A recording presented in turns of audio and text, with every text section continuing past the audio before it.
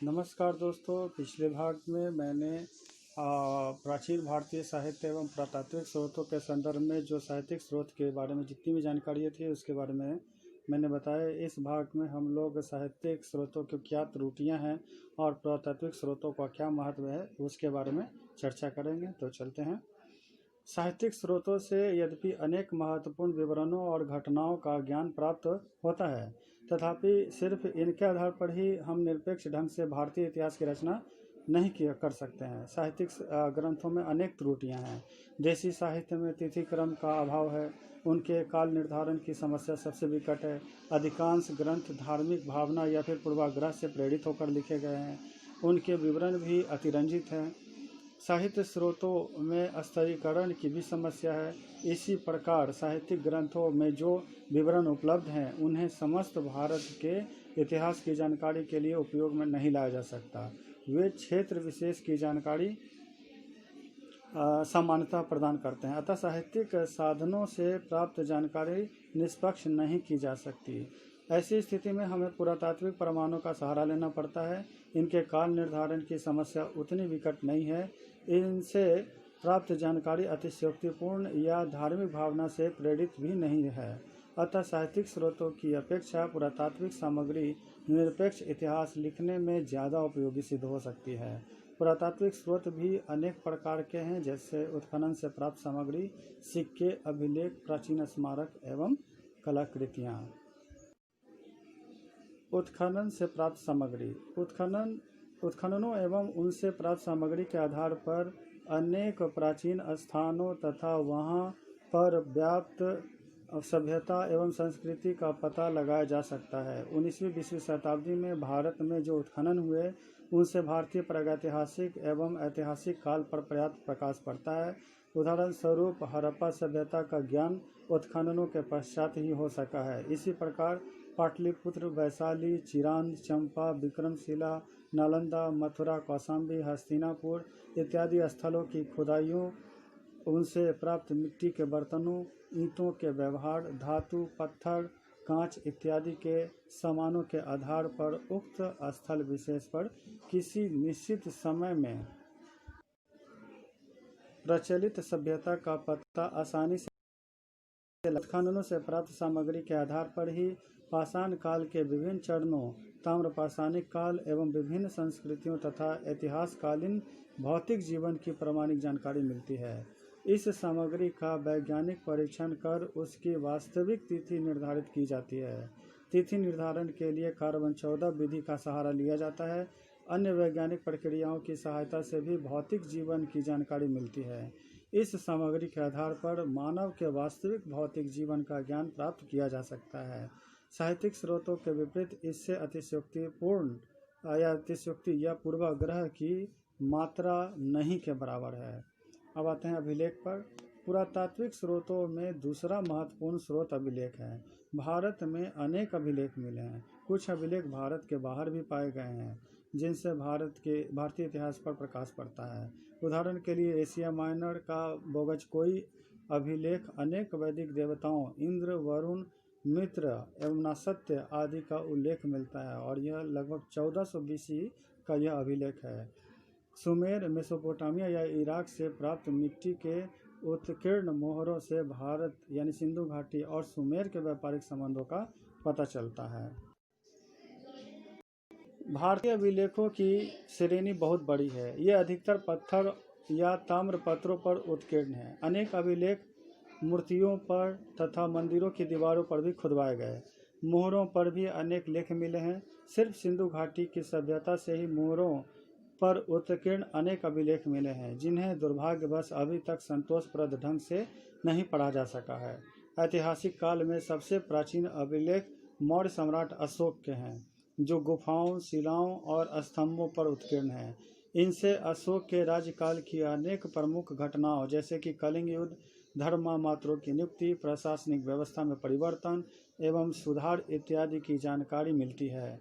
कलिंग के शासक खारवेल का हाथी गुफा अभिलेख, मिलिंद का रेह अभिलेख, रुद्रदामन का जूनागढ़ अभिलेख, कनिष्क एवं अन्य कुषाण शासकों के अभिलेख भारतीय इतिहास के अनेक विस्मृत घटनाओं से हमारा परिचय कराते हैं। इसी प्रकार समुद्रगुप्त की प्रयाग प्रशस्ति, राजा चंद्र का मेहरौली अभिलेख, स्कंद की भिठाड़ी अभिलेख, हर्षवर्धन का मधुबन एवं बांसखेड़ा अभिलेख, पाल शासकों के अभिलेख, दक्षिण भारत के सातवाहनों, चोलों, चालुक्यों, राष्ट्रकूटों आदि के अभिलेख से राजनीतिक इतिहास के अतिरिक्त प्रशासनिक, सामाजिक, आर्थिक, शैक्षणिक एवं धार्मिक स्थिति की जानकारी मिलती है। गुप्त काल की भूमि व्यवस्था की जानकारी प्राप्त करने के लिए अभिलेख महत्वपूर्ण साधन है।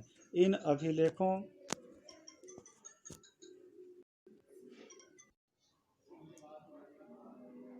की प्रामाणिकता एवं उपयोगिता इसलिए बढ़ जाती है कि बहुत से अभिलेखों में इन्हें जारी करने वाले शासकों, पदाधिकारियों या व्यक्तियों का उल्लेख किया गया है। अभिलेखों में तिथि रहने से काल निर्धारण की समस्या भी नहीं रह जाती। जहाँ तिथि नहीं भी है वहाँ लिपि के आधार पर काल निर्धारण किया जा सकता है। अभिलेखों से अनेक साहित्यिक विवरणों की भी पुष्टि हो जाती है। हड़प्पाकालीन अभिलेखों के बाद प्राचीनतम अभिलेख अशोक के हैं। आरंभिक अभिलेख प्राकृत भाषा में लिखे गए, बाद में संस्कृत एवं अन्य भाषाओं जैसे तमिल, तेलुगु इत्यादि में भी अभिलेख लिखे गए। अधिकांश अभिलेख ब्राह्मी लिपि में लिखे गए हैं। यह लिपि बाएं से दाएं की ओर लिखी जाती थी। ईसा की प्रथम शताब्दी से खरोष्टी लिपि का भी व्यवहार हुआ। यह दाहिने से बाएं की ओर लिखी जाती थी। उत्तर पश्चिमी सीमा से प्राप्त अशोक के कुछ अभिलेख अरामाइक लिपि में लिखे गए हैं। अभिलेखों की विभिन्न श्रेणियां भी हैं। कुछ अभिलेख राज्य शासन से संबद्ध है तो कुछ प्रशस्ति के रूप में विद्यमान हैं। अनेक अभिलेख दान संबंधी हैं। भूमि दान एवं भूमि हस्तांतरण संबंधी अभिलेख की भी बड़ी संख्या में पाए गए हैं। गुप्तोत्तर काल में भूमि अनुदानों से संबंध अभिलेखों की बड़ी संख्या है। इनसे भूमि व्यवस्था एवं प्रशासन पर महत्वपूर्ण प्रकाश पड़ता है। सिक्कों से भी भारतीय इतिहास लेखन में सहायता मिलती है। सिक्कों से आर्थिक इतिहास के अतिरिक्त राजनीतिक और प्रशासनिक महत्व की बातों का भी पता चलता है। काल निर्धारण में भी सिक्के हमारी सहायता करते हैं। भारत के प्राचीनतम सिक्के आहत सिक्के, जिसे पंचमार्क कॉइन के रूप में भी विख्यात है, इन पर अभिलेख नहीं होते थे। ये अधिकतर तांबे या चांदी के बनते थे जिन पर चिन्ह अंकित रहते थे। ऐसे सिक्कों का प्रचलन 6वीं शताब्दी ईसा पूर्व से आरंभ हुआ। हिंद यूनानियों के आगमन के साथ ही सिक्कों के स्वरूप में भी परिवर्तन आया। अब इन पर राजाओं के नाम एवं उनकी उपाधियों को भी उत्कीर्ण किया जाने लगा।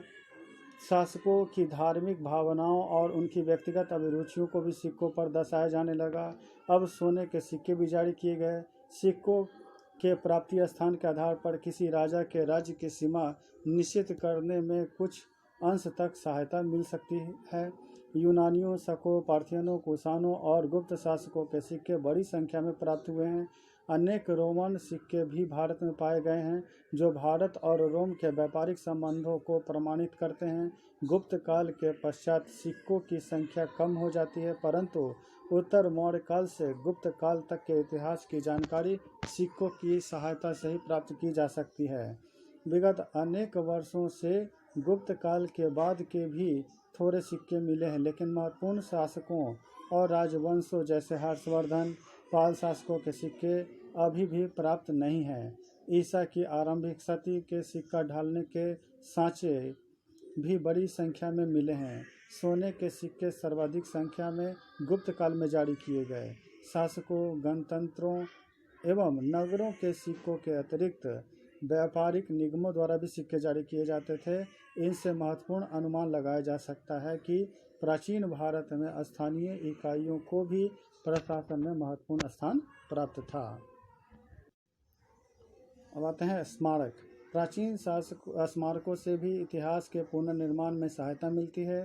प्राचीन भवनों, मंदिरों, गुहाओं के अवशेष, मूर्तियों इत्यादि के आधार पर किसी युग विशेष की संस्कृति एवं कला का पता आसानी से लगाया जा सकता है। हड़प्पा, मोहनजोदड़ो, तक्षशिला, मथुरा, कौशाम्बी, पाटलिपुत्र इत्यादि स्थानों से प्राप्त भवनों के अवशेष के आधार पर नगर निर्माण शैली का अंदाज मिलता है। इसी प्रकार नालंदा एवं विक्रमशिला के खंडहरों से इन स्थानों की गरिमा प्रकट होती है।